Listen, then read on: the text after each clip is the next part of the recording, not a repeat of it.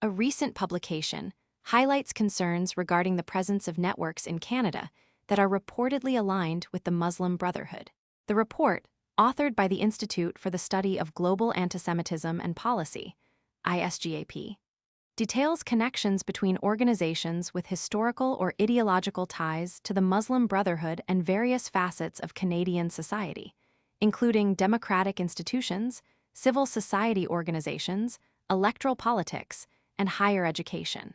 Analysts have noted that this phenomenon bears resemblance to similar activist alliances observed in other Western countries, sometimes referred to as the Red-Green Alliance. Charles Asher Small, executive director of ISGAP, emphasizes that the issue extends beyond isolated extremist individuals or specific institutional vulnerabilities. Instead, the findings suggest a persistent pattern whereby interconnected ideological networks gain legitimacy, institutional access, public funding, and political influence, while also benefiting from a degree of insulation from public scrutiny.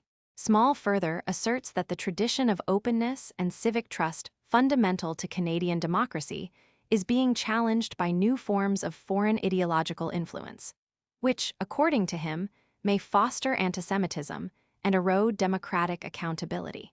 The approximately 200-page report, titled Assault on Democratic Values and Principles: How Islamist Entryism Weakens Civil Society and Higher Education in Canada, identifies what it characterizes as multiple connections between the Muslim Association of Canada, MAC, and the Muslim Brotherhood.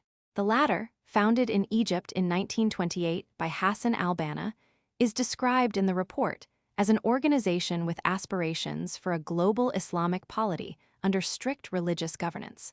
The report alleges that leaders within MAC, one of the largest Muslim charitable organizations in Canada, have direct or indirect associations with the Muslim Brotherhood, and that these relationships could potentially shape the activities of the organization. In response, the Muslim Association of Canada has categorically rejected the report's claims, describing them as unfounded and as promoting Islamophobic narratives. MAC has emphasized that the findings rely on previously discredited allegations that were dismissed by the Ontario Superior Court, and stated that the Canada Revenue Agency's audit concluded without substantiating claims of ties to the Muslim Brotherhood. MAC maintains its independent Canadian identity and expresses concern that the report may foster division and prejudice within society. The report notes that despite earlier indications of potential connections, Canadian tax authorities did not revoke MAC's charitable status following a comprehensive audit. It also asserts that organizations purportedly affiliated with the Muslim Brotherhood played roles in mobilizing support for political candidates during recent Canadian elections, referencing a Vote Palestine campaign that reportedly garnered endorsements from hundreds of candidates across several parties for the 2025 election cycle. ISGAP's leadership contends that the findings should prompt vigilance regarding potential avenues of ideological entryism, not only in Canada, but also in other liberal democracies, including the United States. They draw historical parallels to instances of cooperation between radical leftist and Islamist movements, referencing events such as the 1979 Iranian Revolution.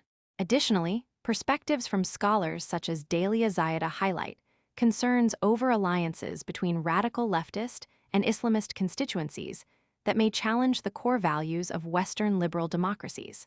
Investigative reporting has identified a broad network of organizations in North America engaged in transnational protest activities, often with substantial financial resources.